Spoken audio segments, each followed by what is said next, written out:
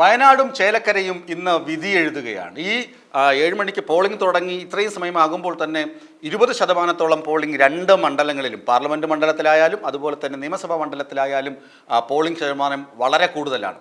സ്ത്രീകളും ആബാലവൃദ്ധം ജനങ്ങളും, അതായത് വോട്ടവകാശമുള്ള എല്ലാ ആളുകളും ബൂത്തിലേക്ക് ഒഴുകിയെത്തുന്ന കാഴ്ചയാണ് ആ മണ്ഡലങ്ങളിൽ കാണാൻ കഴിയുന്നത്.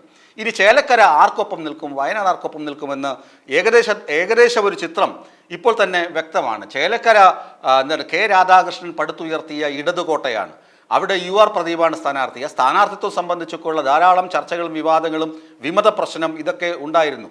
UR പ്രദീപിനെ മാറ്റി നിർത്തുന്ന അല്ലെങ്കിൽ അദ്ദേഹത്തെ ചവിട്ടി താഴ്ത്തുന്ന തരത്തിലുള്ള പ്രചരണങ്ങൾ പാർട്ടിക്കകത്തുനിന്നുണ്ടായിരുന്നു, വിമത നീക്കങ്ങൾ ഉണ്ടായിരുന്നു.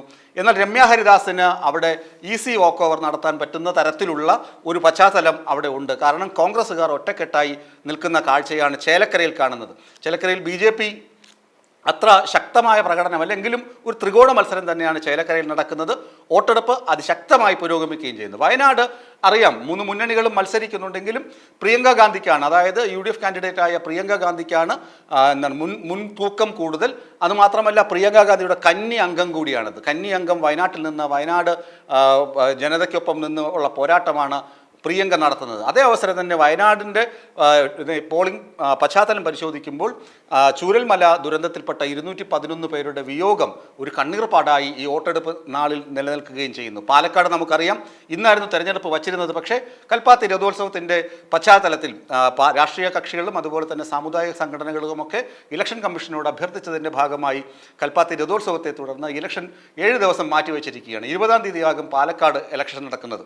അപ്പോൾ ചേലക്കരയും വയനാടും ഇന്ന് വിധി എഴുതുമ്പോൾ ആര് ജയിക്കും, അല്ലെങ്കിൽ ആര് വാഴും, ആര് വീഴുമെന്നൊക്കെ അറിയാൻ 23-ാം തീയതി വരെ നമ്മൾ കാത്തിരിക്കണം. ചേലക്കരയിൽ ഇപ്പോൾ കിട്ടുന്ന സൂചനകൾ അനുസരിച്ച് ഉറപ്പുള്ള സ്ഥാനാർത്ഥി രമ്യ ഹരിദാസാണ്. UR പ്രദീപ് 2ാം സ്ഥാനത്തേക്ക് വീണുപോയാലും അതിശയമില്ല. കാരണം പാർട്ടി അവിടെ കാലുവാരും. ഇപ്പോൾ പുറത്തു വന്ന EP-യുടെ പുസ്തകവും അതൊക്കെ വെച്ച് നോക്കുകയാണെങ്കിൽ ചേലക്കരയിൽ PV അൻവറിൻ്റെ ഇഫക്റ്റ് വളരെ ശക്തമായി തന്നെ CPM-ന് ബാധിക്കും, CPM-നെ പ്രതിരോധത്തിലാക്കും, ഇടതുമുന്നണിയെ പ്രതിരോധത്തിലാക്കും എന്ന സന്ദേശം തന്നെയാണ് നൽകുന്നത്. ഏതായാലും തെരഞ്ഞെടുപ്പ് ഫലം വരുന്നതുവരെ കാത്തിരിക്കാം.